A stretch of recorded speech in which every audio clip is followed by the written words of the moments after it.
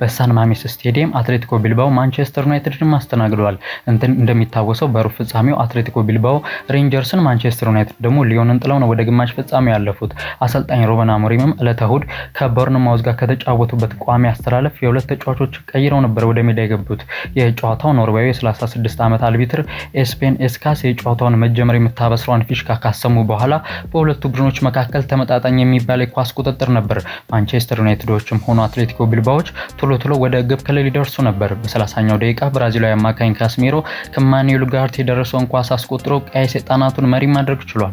ከ3 ደቂቃዎች በኋላ የማንቸስተር ዩናይትድ አጥቂ ራስመስ ሆይሉንድ ላይ 16:50 ውስጥ ጥፋት ይሰራበታል። ኖርዌያዊው አልቢትርም ጥፋቱን በቫር ተመልክተው ለማንቸስተር ዩናይትድ ፍጹም ቅጣት ምት ሲሰጡ ጥፋቱን ለሰራው ለ25 ዓመቱ ስፔናዊ መሃል ተከላካይ ዳኒ ቪቪያን የቀይ ካርድ አስመልክተውታል። ብሩኖ ፈርናንዴሽም የፍጹም ቅጣት ምቱን አስቆጥሮ የዩናይትድ መሪነት ወደ 2-0 ከፍ አድርጎታል።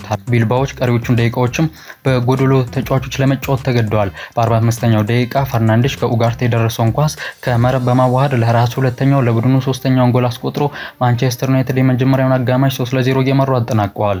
በሁለተኛው አጋማሽም ጨዋታው በዛው ውጤት የተጠናቀቀ ሲሆን ማንቸስተር ዩናይትድ ከሜዳው ውጭ አትሌቲኮ ቢልባኦን በመጀመሪያ ዙር የግማሽ ፍጻሜ ጨዋታ 3-0 ማሸነፍ ችለዋል። በጨዋታው በማንቸስተር ዩናይትድ በኩል ከሜዳ ርቀው የነበሩት ማቲስ ዲሌት እና አማድ ዲያሎ በጨዋታው ተቀይረው ወደ ሜዳ ገብቷል። ከጨዋታው በኋላ ፖርቱጋላዊ ማንቸስተር ዩናይትድ አሰልጣኝ ሩበን አሞሪም በጣም ጥሩ ውጤት ነው፣ ነገር ግን በጨዋታው መጀመሪያ ላይ የነበሩን ችግሮች ማስታወስ አለብን። የመጀመሪያው ጎልና ቀይ ካርድ ጨዋታውን ቀይሮታል። ሁሉም ነገር ገና አልተጠናቀቀም። በኦልድ ትራፎርድ ተመሳሳይ ውጤት ሊከሰት ይችላል፣ እናም ለዛ ዝግጁ መሆን አለብን ሲሉ ስለ መልሱ ጨዋታ አሞሪም በሁለተኛ ዙር እኛ ሰፊ እድል አለን፣ ደጋፊዎቻችንም አሉ፣ ግን ሁሉም ነገር አሁንም ሊለወጥ ይችላል፣ እንዲሁ በጨዋታ ውስጥ ማንኛውም ነገር ሊከሰት ይችላል ሲሉ አስተያየታቸውን ሰጥተዋል። የአትሌቲኮ ቢልባኦ አሰልጣኝ ኤርኔስቶ ቫልቬርዴ በበኩላቸው ከቀይ ካርዱና ከፍጹም ቅጣት ምቱ አስቀድሞ የጋርናቾ ኳስ በእጅ የተነካ ነበር፣ ኳሱን በእጁ የነካው ይመስለኛል፣ ዳኛው የፍጹም ቅጣት ምትና ቀይ ካርድ ነው ብለዋል። ለእኔ ቅጣቱ የበዛ ነው፣ ቀይ ካርዱ ጨዋታው ላይ ተጽዕኖ አሳድሯል፣ በኩል ተጫዋቾች እያለን ከዩናይትድ የተሻለን ነበርን ሲሉ ተናግረዋል። በምሽቱ ጨዋታ 2 ግቦችን ያስቆጠረው የቀይ ሰይጣናቱ ፖርቱጋላዊ አምበል ብሩኖ ፈርናንዴሽ በዩሮፓ ሊጉ በታሪክ ብዙ ጎሎች ካስቆጠሩ ተጫዋቾች ተርታ መሰለፍ ችሏል። 27 ግቦችንም ማስቆጠር የቻለ ሲሆን ከሱ በላይ ኦባሜያንግ 34 ግቦችን ሲያስቆጥር እንዲሁም ራዳሜል ፋልካኦ 30 ግቦችን አስቆጥረዋል። ሮሜሎ ሉካኩ ከብሩኖ ፈርናንዴሽ እኩል 27 ግቦችን ነው ማስቆጠር የቻለው። ማንቸስተር ዩናይትዶች በዘንድሮው የውድድር ዓመት በአውሮፓ ውድድር ያልተሸነፉ ብቸኛው ቡድን ሆኖ አሁንም መቀጠል ችሏል። በሌላ የግማሽ ፍጻሜ ጨዋታ ቶተናም በሜዳው ቦደ ግሊምትን አስተናግዶ 3-1 በሆነ ውጤት አሸንፈዋል። ለስፐርሶች ገና ጨዋታው እንደተጀመረ በመጀመሪያው ደቂቃ ከሪቻርልሰን የደረሰውን ኳስ ብሬነን ጆንሰን አስቆጥሮ መሪ ያደረገ ሲሆን በ34ኛው ደቂቃ ጄምስ ማዲሰን ከፔድሮ ቦሮ የደረሰውን ግሩም ኳስ በማስቆጠር የስፐርስን መሪነት ወደ 2-0 ከፍ አድርጓል። በ63ኛው ደቂቃ ሶላንኬ በፍጹም ቅጣት ምት ሶስተኛውን ግብ ማስቆጠር ችሏል። ለእንግዳው ቡድን ቦደ ግሊምት ብቸኛውን ግብ ሳልተንስ በ83ኛው ደቂቃ አስቆጥሯል። በጨዋታው ጄምስ ማዲሰን በ64ኛው ደቂቃ እንዲሁም ዶሚኒክ ሶላንኬ በ74ኛው ደቂቃ በጉዳት ምክንያት ተቀይረው ከሜዳ ወጥተዋል። እንዲሁ በትላንትናው ዕለት ምሽት የአውሮፓ ኮንፈረንስ ሊግ የግማሽ ፍጻሜ የመጀመሪያ ጨዋታዎች የተደረጉ ሲሆን ወደ ሀገረ ስዊድን አቅንቶ ጁርጋርደን የገጠመው የእንግሊዙ ቼልሲ 4-1 ማሸነፍ ችሏል። ለሰማያዊዎቹ ኒኮላስ ጃክሰን 2 ግቦችን ሲያስቆጥር ኑኒ ማዱኬ እና ጀደን ሳንቾ ቀሪዎቹን 2 ግቦች አስቆጥረዋል። ለባለሜዳዎቹ ብቸኛውን ግብ ኢሳቅ አለማየሁ በስሙ አስመዝግቧል። በሌላ የኮንፈረንስ ሊግ የግማሽ ፍጻሜ ጨዋታ በቤኒቶ በለማሪን ስቴዲየም ሪያል ቤቲስ ፊዮሬንቲናን አስተናግዶ 2-1 ማሸነፍ ችሏል። ለሪያል ቤቲስ አብዴ አልዛውዞሊ እና አንቶኒ ግቦችን ሲያስቆጥሩ ለፊዮሬንቲና ብቸኛውን ግብ ሉካ ራኒሪን በስሙ አስመዝግቧል። በትላንትናው ዕለት ምሽት የእንግሊዝ ፕሪሚየር ሊግ የ34ኛ ሳምንት ተስተካካይ ጨዋታ ሲደረግ ኖቲንጋም ፎረስት በሲቲ ግራውንድ ብሬንትፎርድን አስተናግዶ የ2-0 ሽንፈት ገጥሟቸዋል። በጨዋታው ኖቲንጋሞች በኳስ ቁጥጥርና በሙከራ ረገድ የተሻሉ ቢሆንም ኑቦቹ ሻዴና ዊሳ ባስቆጠሯቸው 2 ግቦች ማሸነፍ ችለዋል። የኑኖ ስፒሪቶ ሳንቶስ ቡድን ኖቲንጋም ሽንፈት ማስተናገዱን ተከትሎ በ60 ነጥብ 6ኛ ደረጃ ላይ ተቀምጧል። ትናንትናው ሽንፈትም ለአውሮፓ ሻምፒዮንስ ሊግ በሚያደርገው ፉክክር ላይ ጫና ያሳድርበታል ተብሏል። በዛሬው ዕለት እንግዲህ በተለያዩ የአውሮፓ ሀገራት የውስጥ ሊጎች ጨዋታዎች ይደረጋሉ። የእንግሊዝ ፕሪሚየር ሊግ 35ኛ ሳምንት ጨዋታዎች ዛሬ ምሽት 4 ሰዓት ማንቸስተር ሲቲ ከወልቭስ በሚያደርጉት ጨዋታ ጅማሮን ያደርጋል። ሲቲዘንሶች በአውሮፓ ሻምፒዮንስ ሊግ ለመሳተፍ እየተፎካከሩ ይገኛሉ። አሁን ላይ በ61 ነጥብም 4ኛ ደረጃ ላይ ይገኛሉ። በጥሩ ፎርም ላይ የሚገኙን ወልቭስን ነው በሜዳቸው የሚገጥሙት። ወልቭሶች በሊጉ ያደረጓቸውን ያለፉት 6 ጨዋታዎች በሙሉ በድል መወጣት ችሏል። ለማንቸስተር ሲቲም ፈተና ይሆናሉ ተብሎ ይጠበቃል። ፔፕ ከጨዋታው አስቀድሞ ሃላንድና ሮድሪ በዚህ ሳምንት ወደ ልምምድ በመመለሳቸው ደስተኛ ነኝ፣ ነገር ግን ለዛሬው ጨዋታ አይደርሱም ሲሉ አስተያየታቸውን ሰጥተዋል። በስፔን ላሊጋ 34ኛ ሳምንት ዛሬ ምሽት በስታዲዮ ዲ ቫሊከስ ምሽት 4 ሰዓት ላይ ራዮ ቫያካኖ ከጌታፌ ጨዋታቸውን ያደርጋሉ።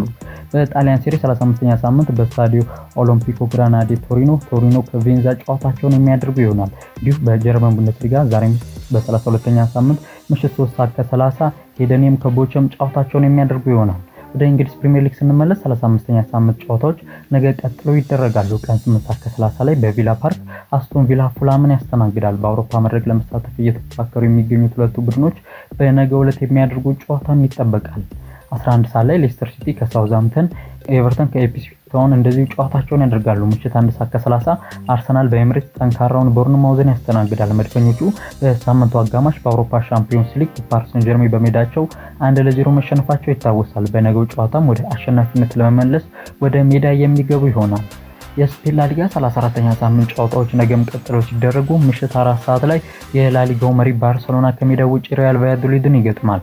በ76 ነጥብ ላሊጋውን እየመሩ የሚገኙት ብሉግራናዎቹ መሪነታቸውን ለማስጠበቅን የነገውን ጨዋታ ማሸነፍ ይጠበቅባቸዋል። ከተከታያቸው ሪያል ማድሪድ በ4 ነጥብ ከፍ ብለው ላሊጋውን እየመሩት የሚገኙት ብሉግራናዎቹ ከሪያል ማድሪድ ያላቸውን ነጥብ ለማስፋት የነገውን ጨዋታ ማሸነፍ ይጠበቅባቸዋል። በሌላ ጨዋታ የዲያጎ ሲሞኔ አትሌቲኮ ማድሪድ ከዲፖርቲቮ አላቬስ ጨዋታቸውን ያደርጋሉ። ቪያሪያል ከሆሳሶና፣ ላስ ፓልማስ ከቫሌንሺያ ነገ የሚደረጉ የላሊጋ ጨዋታዎች ናቸው።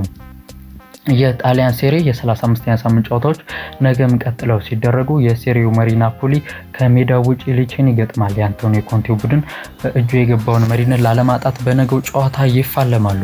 እንደሚታወቀው ባሳለፍነው ሳምንት ኢንተር ሚላን መሸነፉንና ናፖሊ ማሸነፉን ተከትሎ የሴሪው መሪነትን የተረከቡት ናፖሊዎች በነገው ዕለት ከሊቼ ጋር የሚያደርጉትን ጨዋታ መሪነታቸውን ለማስቀጠል ማሸነፍ ይጠበቅባቸዋል።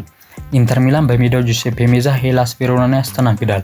በሁለት ተከታታይ ሴሪ ጨዋታዎች ሽንፈት የገጠማቸው ኢንተሮች በነገው ጨዋታ ወደ አሸናፊነት ለመመለስ ወደ ሜዳ ይገባሉ።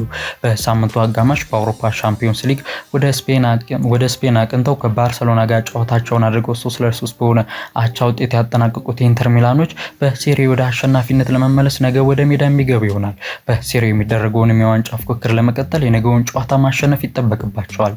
ሌሎች ነገ በሚደረጉ ጨዋታዎች ፓርማ ካግላሪ ከዩዲኒዜ ሌሎች ነገ የሚደረጉ የሴሪዎች ጨዋታዎች ናቸው።